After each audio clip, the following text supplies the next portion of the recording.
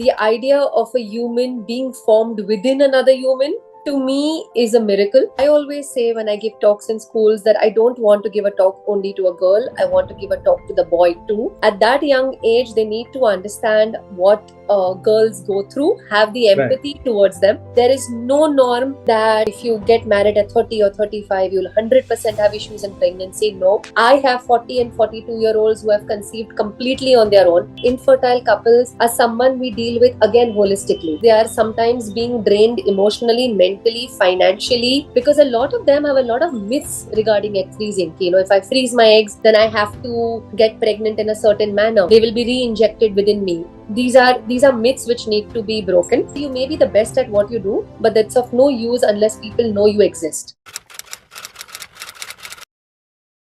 Good afternoon, ladies and gentlemen, and welcome to yet another session on Thinky Talks on the topic Business Networking with Vipul Bonda. I have a fabulous guest with me today who is going to talk about women's health and is an expert on women's health. So I'll just give you a quick introduction of Tushna, and I'm sure as we go along, you'll get to know her even better.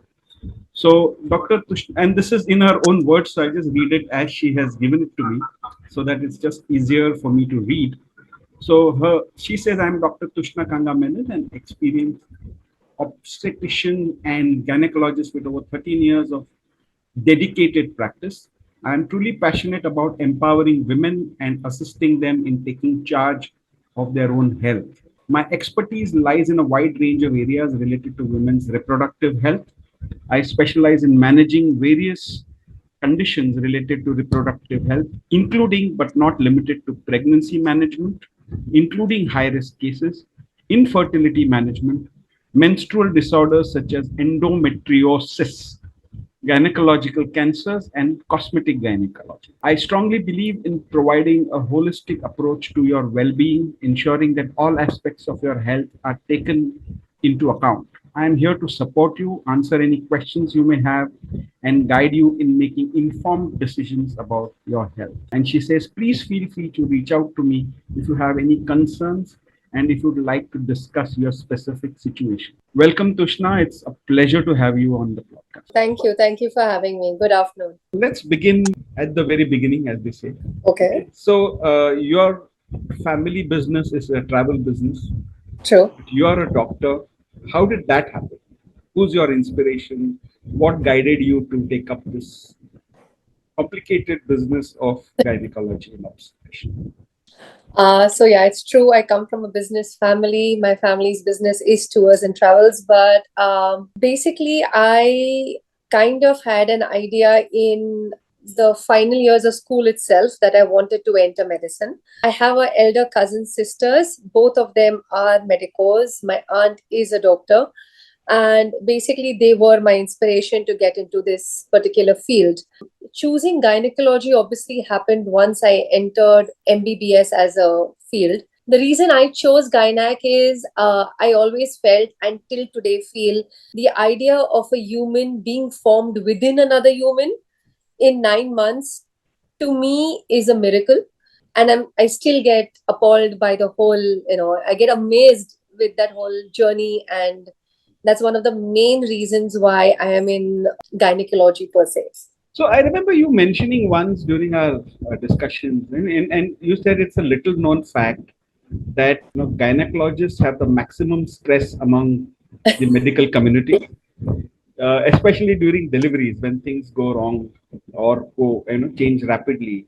Go down south, And yes. so can you just talk us a little bit, because this is something that most people I'm sure don't know, and they'll really appreciate what gynecologists do after you tell them.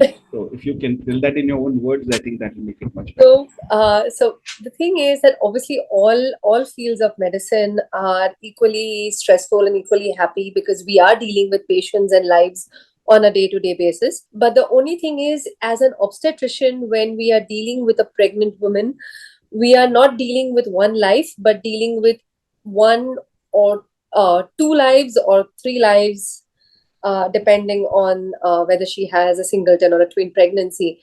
And obstetrics is one such field where things can change in a blink of an eye. Unfortunately, as doctors, we are trained to deal with any complication and any emergency at the spur of the moment. But when it does happen, it is scary no matter how experienced you are and how many hours, such emergencies you've handled or seen in the past. So, yes, every patient I deliver, it's a stress. Yes, it's a happy stress, but it's a stress until the baby and the mother go back home happy and healthy. It's a sword on my head. So yeah, so the reason I asked you to talk about this is because I think if you ask any common person in the street, they'll probably say that cardiologists or cardiac surgeons have the maximum stress, They have stress too. I because it's agree. directly related to life and death and so on. So and understandably so, and that's what the common person would feel, but they don't know what people like you go through, especially at 2 o'clock in the night, 1:30 at night. I don't know, the hours can really be, anything, right? True.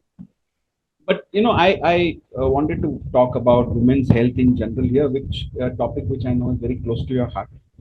So let's begin with, taking your perspectives on women's health. Okay. And here, I can tell you very easily. The first thing you're going to say is, it's not the same. It's different across ages. I know that. So if you can please elaborate on, some of these issues some of the issues which women face at every stages. If you can talk about, things like nutrition, hygiene, etc. That will Correct. give Correct. a better picture of how to go about it. Over to you. All yours. Uh, so, women's health encompasses a lot. It encompasses your physical health, your mental health, your emotional health. The physical health encompasses your nutrition, your hygiene. So basically, like if we start from, like you said in the beginning, start from the very beginning. So we are looking at, the young girls, the adolescents. For them, the health encompasses the start of their period cycle, which is called as menarche in our words, and making them understand what a menstrual cycle and what menarche is all about before they ever experience it on their own. Right. So that is a very important step which we ask all mothers, young mothers, teachers to help in school, at home, help Right. them understand the whole process. So for adolescents, it would be understanding menstrual health, understanding the hygiene that goes with it, how to use certain products, when are you supposed to change certain products, and at the same time, like I always say when I give talks in schools, that I don't want to give a talk only to a girl. I want to give a talk to the boy too, because at that young age, they need to understand what girls go through, have the Right. empathy towards them, Correct. right? So they can be extremely supportive in the coming years. And so in the adolescents, I would basically say menstrual health and menstrual hygiene. Right. They are, because of the hormonal changes, they are going to undergo a lot of body changes. Right. So understanding the body changes, and because of that, they do go through these mental upheavals, Right. ups and downs. They tend to be a little more aggressive. They tend to be sometimes a little more quiet, and go into their own shell. So understanding that they are doing this not because it's their personality, but because it's a part of the whole growing up process, is Right. important for their elders. So that's for the adolescents in short. Right. For the women in their reproductive health, it's for them to understand what reproductive health is all about, like Yeah. how you understood menstrual health. uh, there are couples who need to understand, if they want to conceive and have a pregnancy and start a family, what Hmm. are the options that they have, how long can they wait. Similarly, the couples who do not want to start a family, and that's awesome too, that's perfect too, but what are the things that they can do to prevent the same. Right.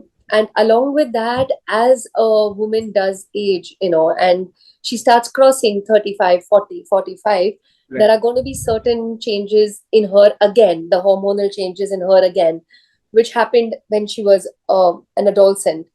And because of those changes, the same process again starts. She needs to know, what does she supposed to expect when she apparently hits something that is called menopause, which is at today's day and age the most talked about and spoken about topic, which is excellent. The fact that women are coming out and talking about menopause, talking about what they are going through, Right. is great.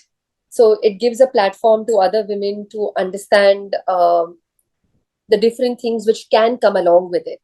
Correct. Yeah, I guess that sums it up Right. for the three different age groups.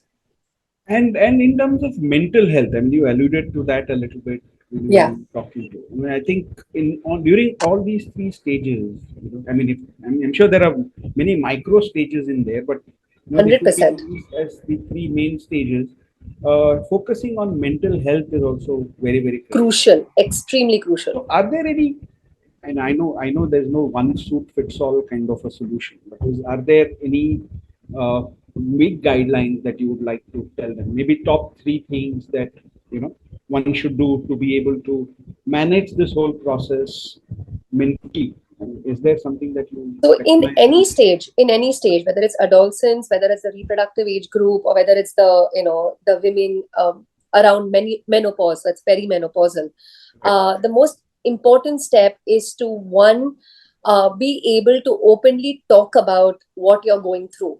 So for a young girl to be able to openly talk about it to her parents, for a woman in a reproductive age to openly talk about it to her partner, and similarly in the menopausal age for a woman to openly talk about it to her partner or children, and discuss what she's going through, whether it's anger, whether it's irritation, whether it's getting flustered at the smallest thing. And I would prefer parents or partners to also educate themselves as to, what are the things that women go through. So if their partner is going through it, they can pick it up, even if she is maybe a little, turning a blind eye towards what she's going through. They are the ones who can pick it up and, say that, what you're going through this, let's go meet someone, let's go seek some help, let's go ask what else we can do. Because it's very easy to overcome these situations with a little bit of help, whether it's the help of a gynac or a psychologist, just that little push and you're good to go. Right. In this respect, I think you and some of the people known to me, you guys are doing a lot Yes. in this area. Like, would you like to talk about that? I mean, you can just So what you do. we have formed this group called Tvam.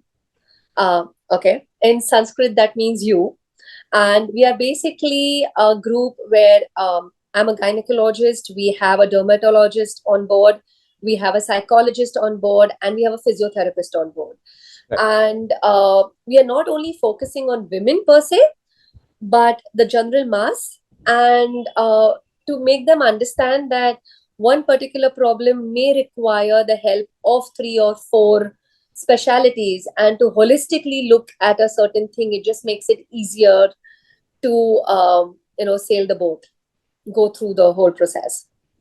So what do you do in this area? I mean, are you having conversations? Do you have? We hold seminars in different corporates for their if they want it only for their women employees or for their women and men employees both. We are holding seminars in schools and colleges for the teachers, for the parents, for the young girls of different age groups. And we are trying to basically spread awareness that holistic health is the way to look at health per se. If they do require any of us in person to help them out with certain issues, because we are all practicing doctors, Right. and we can do that also. But basically, our main aim is to spread health awareness in a holistic manner. Oh, fabulous. I mean, I think that's much required, and I think if there are multi-speciality kind of an approach, then it's much better because the holistic view comes in. Correct. Okay, Thank you. Okay, so let's look at, I mean, and this is out of the discussions that we've been having. I mean, Yeah. 4 broad areas of women's health. Okay. And I know that you are particularly passionate about these 4 areas, and you would like Okay. to do more work. So this intent is to try and see how much of an awareness or we can create out of this. So let's begin with the three. So these three, four broad areas are, of course, cancer, contraception, infertility, and cosmetic gynecology. So Hmm. let's begin with cancer, because Okay. there's a lot of noise about cancer that women have, especially cervical cancer, which is picking up, and Which took the world by the storm. yeah, the statistics are scary, and It is. to say that India will have the single largest number of women with cervical cancer very soon, or we're heading that way, is a Yes. very scary situation. It's So, unfortunate. can you please talk to us about it? What is it that we can do? How do we prevent it, if we can prevent it to whatever extent that is possible? And if you can tell us about this new vaccine that's there, and so you just create awareness a little more than what we can do. So, when it comes to cancer related to my field, we are basically trying to help people assess and understand how easy it is, rather, to detect cancer if you do regular checkups. Now, what I mean by that is if you're looking at breast cancer, we urge every woman above the age of at least 30 to go for a routine sonomammography of her breast, which is nothing but a sonography of her breast, on at least a yearly or an alternate year basis till the age of 40.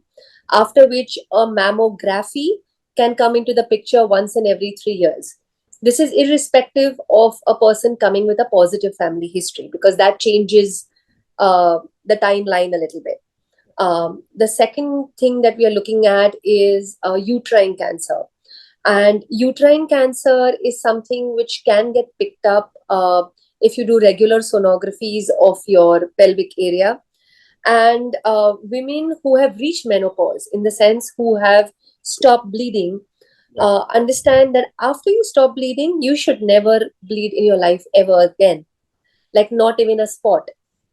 So there are a lot of women who may have a little spotting 2 3 years after they have stopped bleeding, and they attributed it to kuch nahi hai, aaj thoda zyada kaam kar liya, or today I was a little more active, or it could be just a bruise, and they brush it off.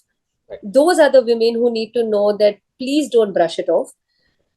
It's 90% nothing. We are hoping it's nothing, but Thank God. go to your doctor and get it examined. Find out why you've had even that one spot after your bleeding has completely stopped. So that's one thing. And the last thing is cervical cancer. Now, cervical cancer is one of the preventable cancers in the world, in our body. Okay. Cervical cancer is caused by a virus called as the HPV virus. And we do have a vaccine to prevent cervical cancer to the best of our ability. So it is really sad to see women getting cervical cancer, because it is a preventable cancer. The other cancers may not be preventable because they come with a lot of genetic hormonal changes. But cervical cancer is preventable to a large extent by taking the cervical cancer vaccine. There are a lot of cervical cancer vaccines in the market. There's just not one brand. There are a lot of brands. Obviously, your physician, doctor will be the best person to guide you as to which brand you should ideally be taking. Okay. But cervical cancer vaccine is something we propagate after the age of 10 to 12 for young girls, Right. till the age of 45. We prefer them taking the vaccine before the age of 16, because then it's only 2 doses. After the age of 16, it becomes 3 doses. But 2 doses, 3 doses, take the vaccine. The earlier you take it, the higher the protection towards cervical cancer. And it used to be propagated as a cervical cancer vaccine because it's the HPV virus vaccine. But we have also found research that HPV virus also causes penile and anal cancer in men. So now we are giving the vaccine and we are propagating it as an HPV vaccine per se, and giving it even to young boys and men. Because why should anybody have a cancer which is preventable, right? If you can protect yourself against it, protect yourself. And the other way that you can detect cervical cancer at a very early stage is by doing a simple pap smear, which is nothing but a OPD examination. It is not as painful as people believe it to be. It's literally a 5-minute process. You just need to go to your gynac once a year and get yourself papped. That's all. That's all. Go to your gynac at least once a year and get yourself packed. I think that should be a tagline message. Okay, so there are two questions which have come onto the community group here. So Okay. I'll ask them in no particular order. Sure. So first is from Deepa Joshi. So her question is, what lifestyle changes can women make to reduce their risk of developing common cancers such as breast or ovarian cancer? So any common lifestyle changes? So that's the question. So the best lifestyle changes that y'all can make is one, see to it that y'all exercise at least 20 minutes a day, at least 4 to 5 times a week. That just keeps your BMR and the cycle moving. Decrease the intake of as much as you can of fatty foods and refined flour. These are things which are small changes in your lifestyle, which can, in general, take you towards a healthier lifestyle. Yes, but also can help to a large extent when it comes to breast cancer. Yes. Ovarian cancer, unfortunately, does not have any lifestyle changes which can per se prevent it. Ovarian cancer, the best way to detect it early, God forbid, if anybody does have ovarian cancer, is by doing a regular sonography on a yearly basis, which is a pelvic sonography. So that's what I tell all the women. Once a year, get a sonography of the breast, get a sonography of your pelvis, and get a pap smear. That's it. It's just once a year. And then you're done. So there's a question from Gayatri Nair. He says, how should women approach the emotional and practical aspects of a cancer diagnosis, and what resources are available to support them?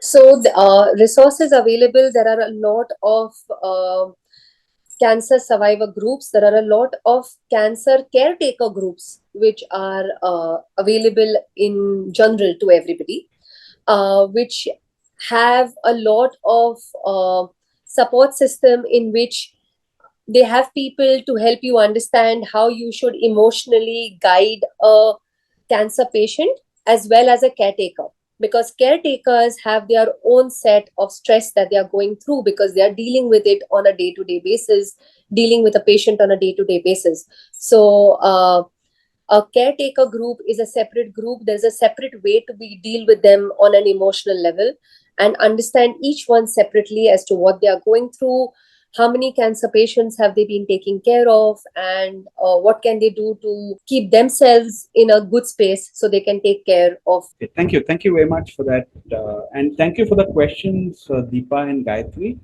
Okay, so the next topic that out of those four broad topics that we thought of was contraception. So can you talk about that a little bit?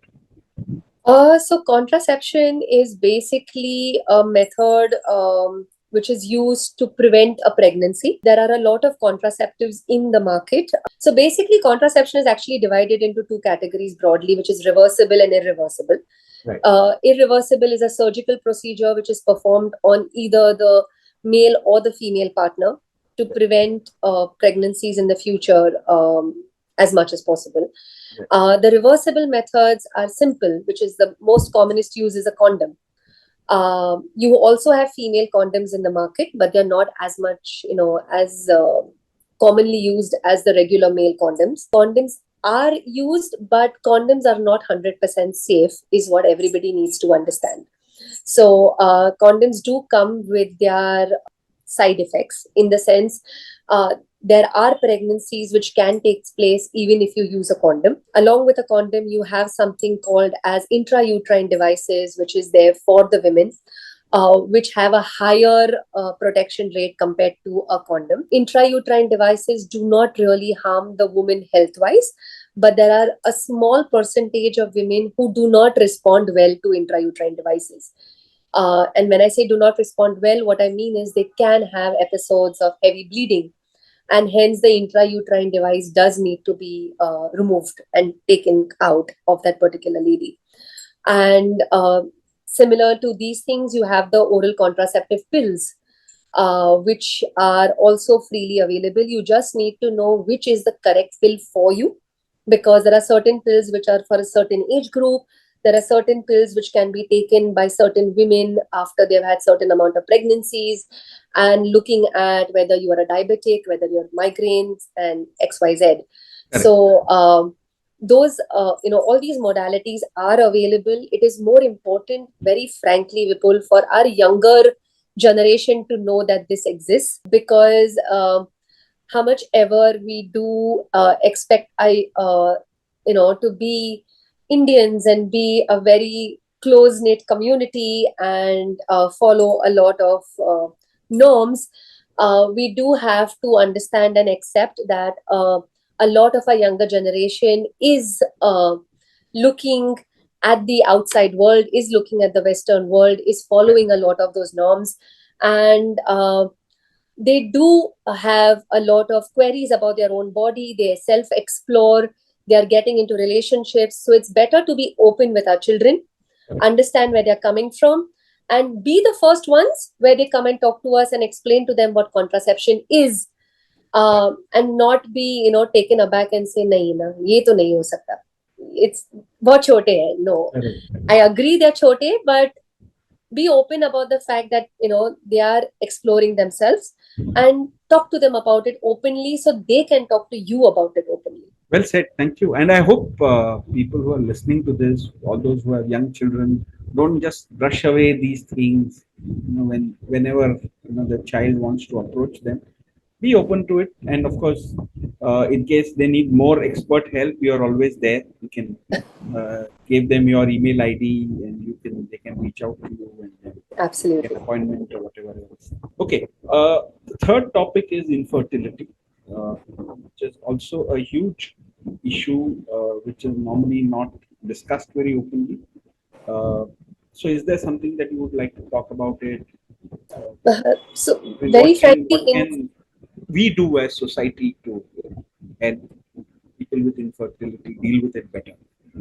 so infertility basically means a couple who's unable to have children very easily, right? And there are a lot of infertility couples who meet me, or the families who meet me and ask me, "Ke, why has the percentage of this particular issue increased in today's day and age? It was not as much before. Why is it there today?"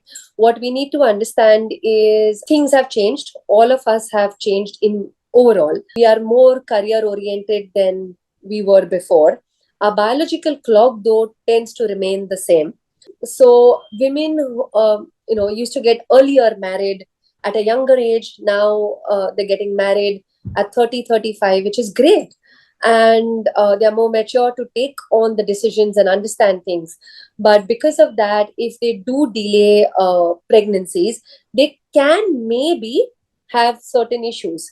There is no norm that if you get married at 30 or 35, you'll 100% have issues in pregnancy. No, I have 40 and 42-year-olds who have conceived completely on their own without any help whatsoever, and have delivered beautiful babies. So there's no norm at all. But has the amount of infertility per se increased? Yes.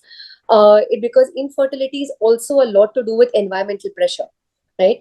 We are going through a lot more stress today than our parents or grandparents per se ever did, when it comes to finances, or when it comes to simple basic living, or a stress among partners, or having time for each other. A lot of things, a lot of wheels turning at the same time.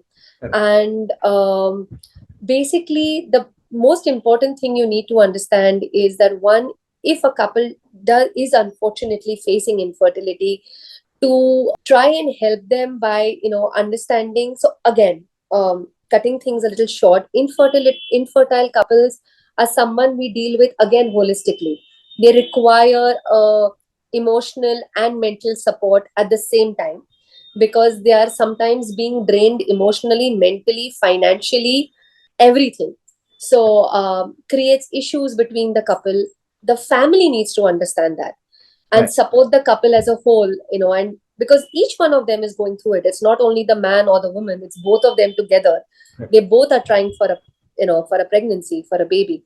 So and also understanding that there are a lot of modalities available in today's day and age. We are propagating today. If I go and talk to young girls, I am talking to them about something called as egg freezing, which was not something which was spoken in the past, and making them understand, because a lot of them have a lot of myths regarding egg freezing. If I freeze my eggs, then I have to get pregnant in a certain manner, or if I freeze my eggs when I want to get pregnant, they will be re-injected within me.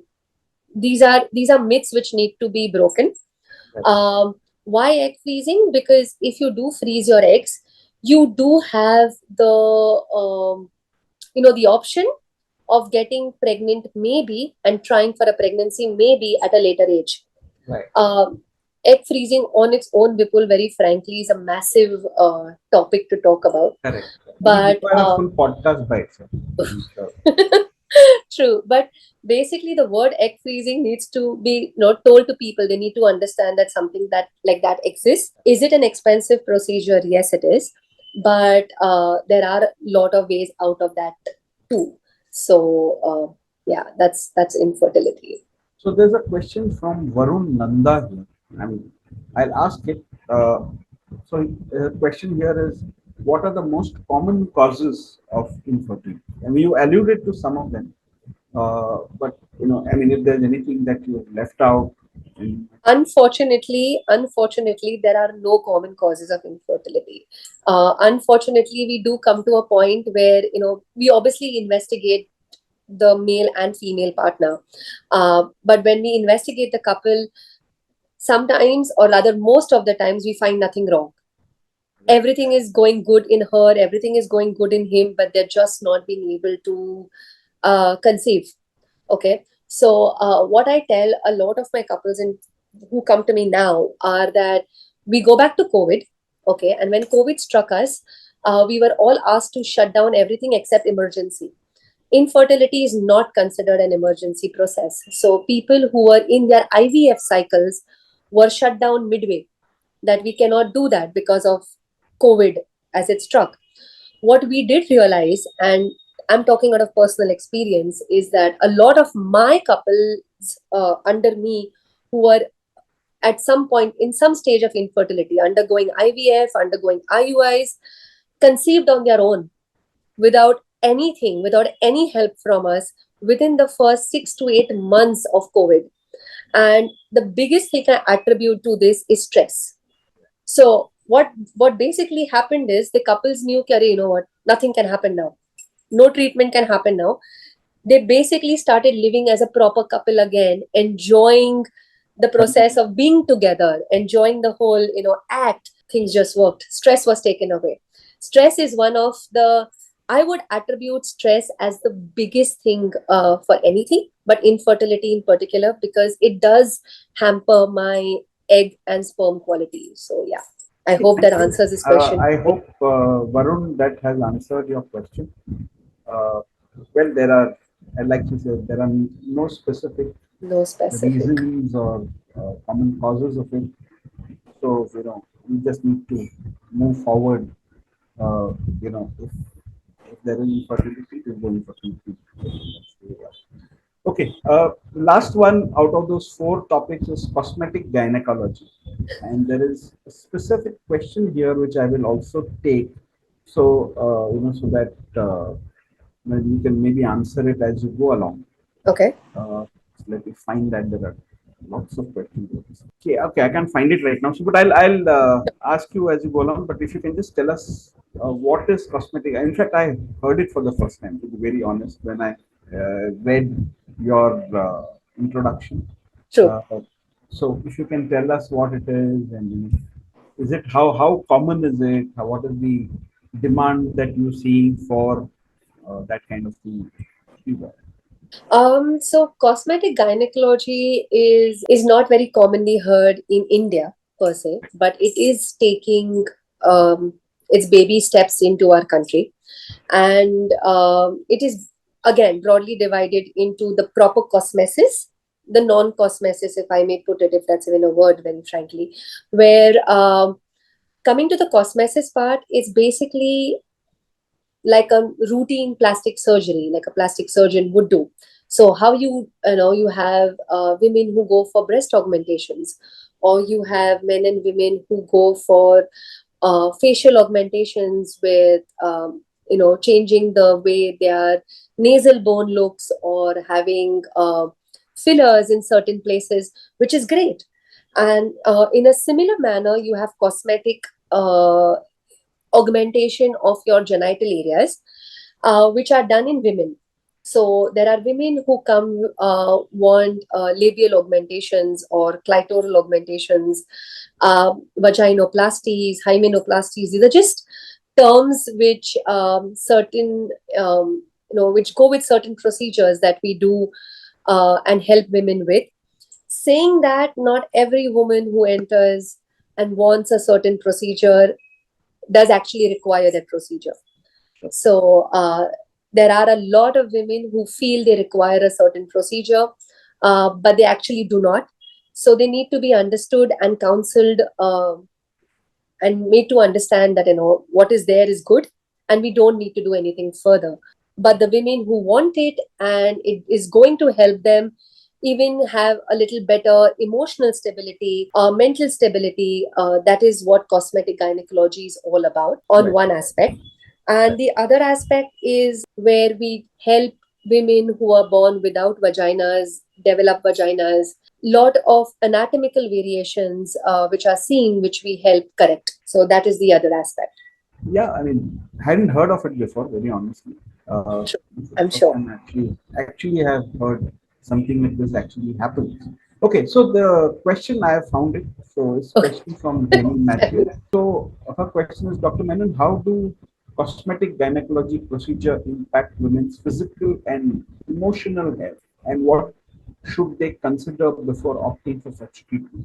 Okay, so coming to the physical and emotional, they both are interlaced when it Right. comes to cosmetic gynecology. It's basically for women who feel that they are not happy with the way their private area looks, whether it is their clitoris, whether it is the size of their vagina, whether it is the size of the skin around the vagina, which we call as labia in our medical term.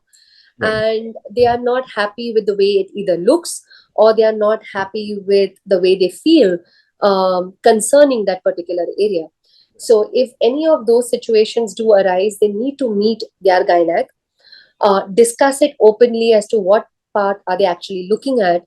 It could even be as simple as they are not having deriving sexual pleasure like they used to before. Right. And that could be one issue, and which is a very, very valid point. And it's great that people are actually coming out and talking about it and discussing about it. They need to just meet their gynac, discuss it openly, let her or him check uh, what the situation is, and then understand whether she actually requires the process. And if she does, then what does she require? And then take it from there. It gives them an emotional boost, yes, a big emotional boost. Anybody would, right? Like, if I want to, you look at the outward face, and if I want to look good, and if there's somebody who likes putting a lot of makeup and looking good, there's nothing wrong in it. And at the same time, there is somebody who doesn't use makeup, Right. there's nothing wrong in that either. So it's both sides, it's both ways. Good. Thank you. Okay, so there are a few questions on PCOD and PCOS, although we Okay. have not mentioned that, but I was expecting some questions come this way. So I'll ask those questions because Sure. the viewers have been kind enough to actually put them here. So the question is from Aisha Patel. Okay. So her question is, I wanted to know how is acne related Acne. to PCOD, PCOS, and what's the underlying connection? Okay. That's So question one. okay. Lakshmi Rajan has a similar question. Her Okay. question is, can acne caused by PCOD, PCOS be treated effectively? These Cool. are the two questions on PCOD, Okay. PCOS. There's one more, but these two are kind of similar. So I just thought I'll ask you any. Okay. So basically, what everybody needs to understand is that PCOD and PCOS are the same thing, Okay. just two different names. It used to be known as PCOD, which is polycystic ovarian disease. And in today's day and age, we call it PCOS, which is polycystic ovarian syndrome, because it's not a disease. That's the first thing. It's not a disease. 80% of Indian women have PCOS. um, it's okay to have PCOS as long as uh, what kind of PCOS do you have, which grade you're on, and it's very easily manageable. It's known as a lifestyle disorder. Right. Now, answering first the questions that you asked me related to acne. So it's called a PCOS, a syndrome, because it is basically a combination of various things, one of them being hormonal imbalance. So the hormonal imbalance is basically what causes the weight gain, the stubborn weight gain, as I may put it, the acne and the pimples, the hair fall or hair thinning, the mood disorders because they tend to get aggressive or depressive, both in a waxing waning fashion. And at the same time, you will have 20 to 25% of women with PCOS showing you no symptoms at all. Right. Okay. And also menstrual, irregular cycles. Also another very, very common symptom of PCOS. So is acne related to PCOS? Yes, it is, because of the hormonal disturbance and the imbalance which is caused. Is it treatable? 100%. It is completely treatable. This is where a dermat and a gynac go hand in hand, and we work together on such girls and women, where from one end I am trying to my best by balancing out the hormones and not necessarily give medication all the time, but there are other different ways also. And the dermat on his or her front is helping me deal with the acne from the dermat perspective by giving the creams, the oils, and whatever else is needed to help with the acne and the scars. Right. Um, and the most commonest thing you actually see women having PCO come to you with is that, you know what, I tried losing weight, it didn't happen. The first thing any doctor I go to tells me is that, you know what, lose 10 kilos, lose 5 kilos, and come back and we'll see. It's frustrating for them to listen to this in and out, Right. because it's not that they're not trying. They are trying, but it's just stubborn weight. So they do require a little bit of push in other formats to help them, go through the whole PCO process. It's kind of a little bit of a chicken and egg. I mean, is it PCOD leading to weight gain or weight gain, It's it's it's it's linked to it? it's yeah, it's a vicious cycle. So we need to break it, and we break it at both parts. So that was a question which Sakshi Shetty had. So Okay. she's saying, is the rise in PCOD, PCOS linked to sedentary lifestyles and poor diets?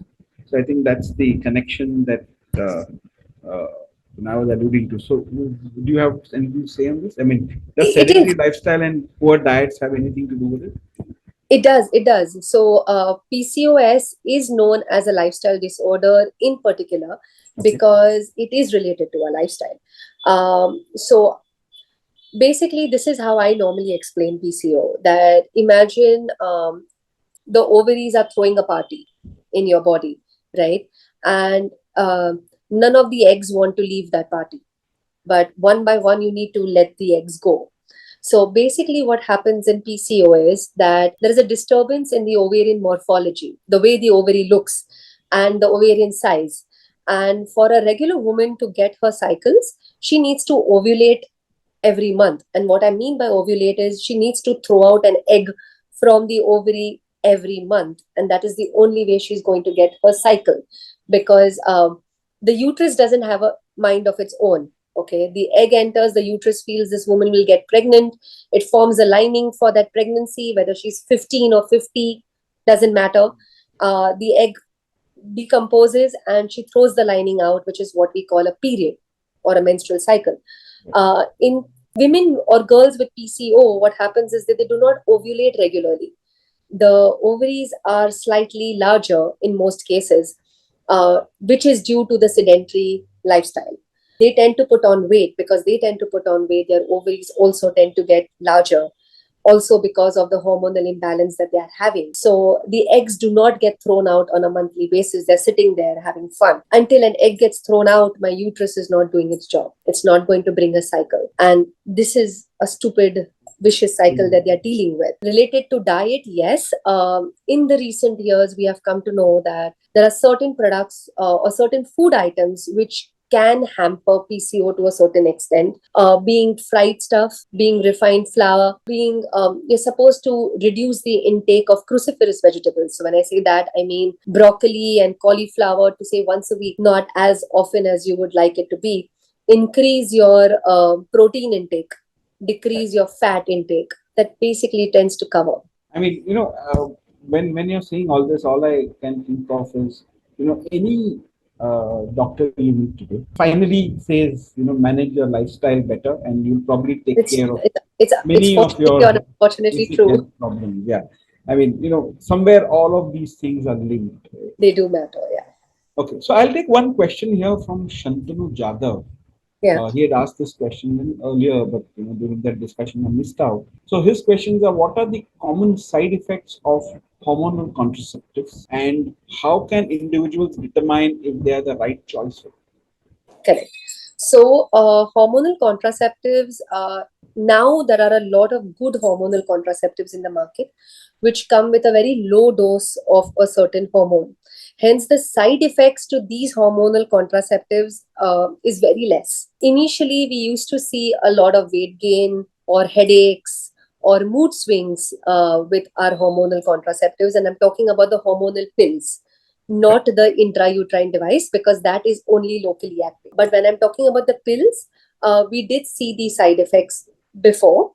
Today, with the newer generation contraceptive pills that we have, we rarely see any side effects. It's just that a contraceptive pill cannot be used by all women. There are a certain section of women, especially the ones who have history of cancer in their family, or who are migraine patients, or who are diabetics, who need to be given a certain combination of contraceptive pills, if at all. One of the biggest disadvantages, I would say, of the contraceptive pill is that you have to remember to take it. You have to take it every day at the same time for a particular number of days. And unfortunately, if you miss one pill or two pills, one, the woman can have breakthrough bleeding. That means she can suddenly start bleeding.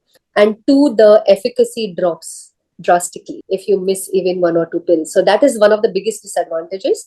But if somebody is there who is comfortable and has put an alarm and now is part of her system to take the pill, it's absolutely fine.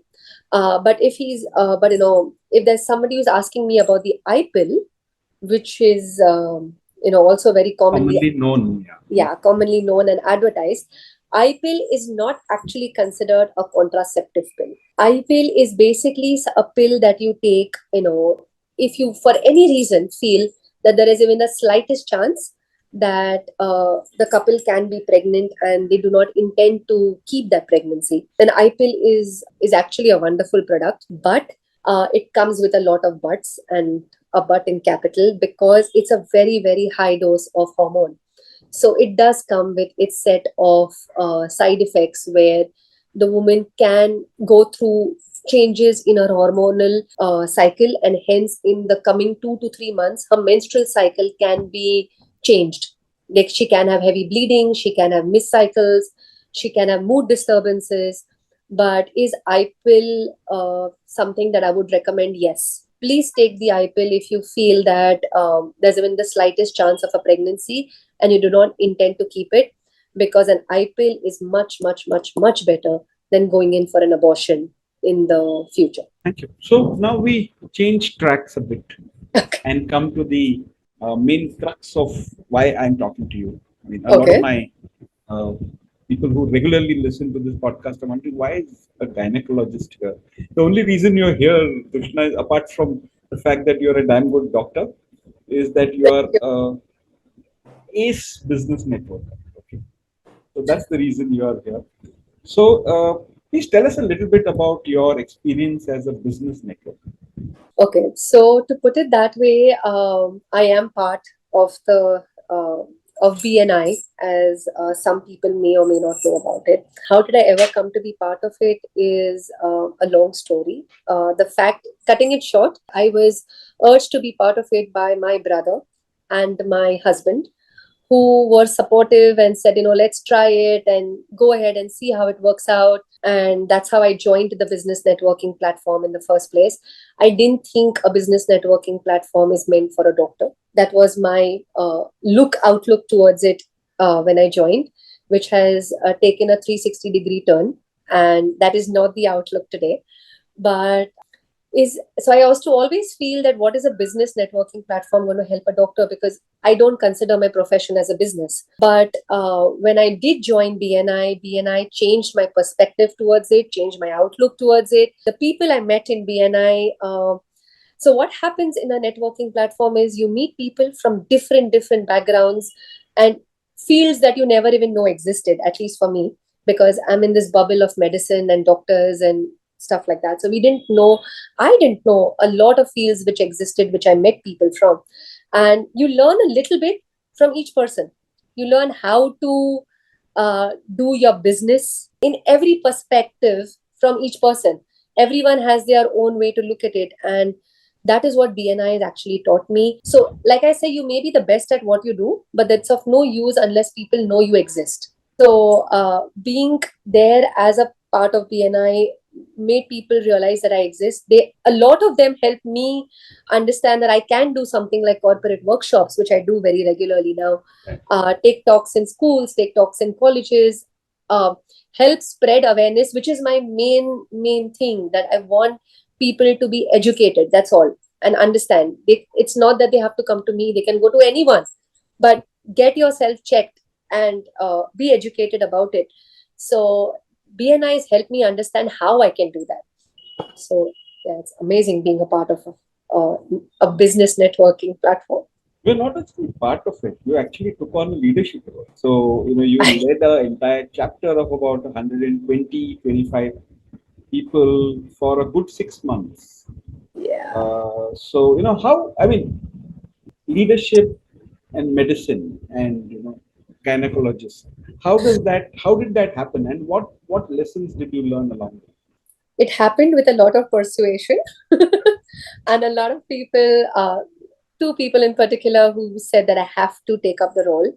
At that point of time, I think I abused them tremendously. Today, I thank them a lot. And on retrospect, those 6 months as taking up the leadership role, of course, takes away a lot of your time, because you do have to give that X amount of time to the platform you're working for, along with the work that you're doing. So along with being a doctor, handling the house also, and doing this extra work for BNI, very frankly, I understood and I learned time management, something that I was extremely poor in. And I learned how I can, give my time in this place and that place, try and do the best I can for all three worlds. And it helped me connect with people at a different level.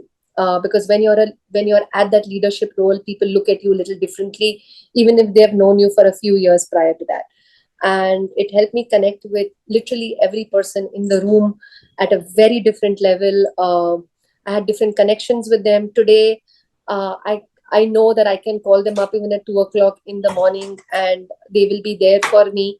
And they can call me up even at 2 o'clock in the morning, and I'll be there for them.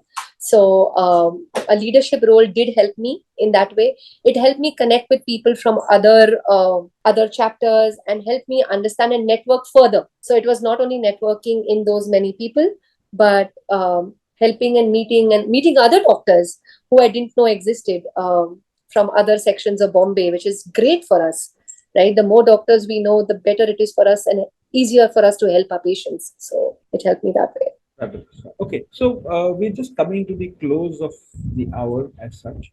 So one last question, Krishna, before we let you go to your patients.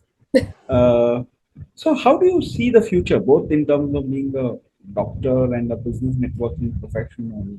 And how do you see yourself in the years to come? How do I see myself? Well, as a doctor, I hope to achieve much more than I already have, help many, many more women. My goal is to have this one place where, a woman can come and get everything done. She doesn't need to run from place to place. That is my one of my ultimate goals. So I hope to achieve that someday. And from the business perspective, it's a constant learning process. So as a medical professional, we say that you never stop learning. There's always something new coming up in our profession. If we don't keep ourselves abreast with the new knowledge, it's unfair to the patients. So similarly, on the business perspective, you just learn more and more every day from every business person you meet. The way they run their business, the way they look at things, makes you realize how you can maybe do better in the position you are. So Thank you. And one last one. Okay, one last one. So, any last or parting words, as they say, for young people who might be thinking whether they should take up medicine. There has been a lot of discussion around that, especially given the recent incidents around doctors, and so a lot of people are skeptical whether they should take up medicine. So, any parting words that you have for uh, youngsters, and also any words that you may have to say about business networking for people who want to consider joining a business network like BNI? so parting words for young people who want to join medicine: if you are genuinely passionate about it, if you really understand what medicine is all about before you join it, please join medicine. Please, it's a wonderful place to be in. Don't join it just for the glam. If that is what you've seen big doctors doing really well, having a lot of patients, walking out of Mercs and Audis. You will get there, but there is tremendous amount of hard work which goes behind all that, which is in every field, not only in medicine, but in every field. You have to learn to work and work your way up. But if you are actually passionate about medicine, I always say meet a doctor. I get a lot of young people from colleges who come and meet me to understand what medicine is all about. I make them meet my colleagues from different fields because we all have a different perspective about what we do. And so meet us, understand what medicine is, what doctorate is. Don't get into it because my parents think I should become a doctor, or my grandfather's dream was I should become a doctor. If that is the reason you're getting in, then great, be focused about it, but do it to be happy in what you do. There are a lot of our friends and colleagues who have entered medicine and then left it midway because they realize it's not their calling, which is great because they learned, understood it midway, and went where they should be.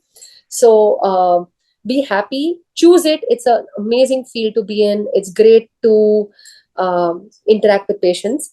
So yeah, I always say choose medicine if that's what you want. And from the business networking part, it's amazing. Everyone who is doing some kind of business, however small or big, being a part of a business networking, network helps. It's just you have that many more ears and eyes spreading your word around. Today, if I am getting X number of patients, it's all because of people who know me, who have been treated by me, who have come to me, who are spreading my word around, which is I'm ever grateful for. And in a networking platform, that is what helps you. You have that many eyes and ears spreading your word around if you're good. So it always helps you grow. Yeah. Business networking always helps you grow. Thank you very much for that, Krishna. Thank And you. thank you for being very, very gracious with your time. I know when I asked you for an hour, I was a little worried whether you would be able to spare that kind of time. But you did. Thank you very much for that. Thank you for having me. I Truly. hope our listeners have got some great insights. If with your permission, I'm happy to post your uh, contact details Sure. on the group so that in case anybody wants to reach out to you, they can do that. So if you Sure. can just let me know what you would like to mention. If it's an email ID, please you can say it right now so that people wants to note down, they can do that. I'm not sure I'll, whether you I'll, want to I'll share send it your across phone to number, you. but that's all right. And that's perfectly fine. I'll share it with you. I have no issues at all. Thank you. Thanks very much. Thank you. And see you soon.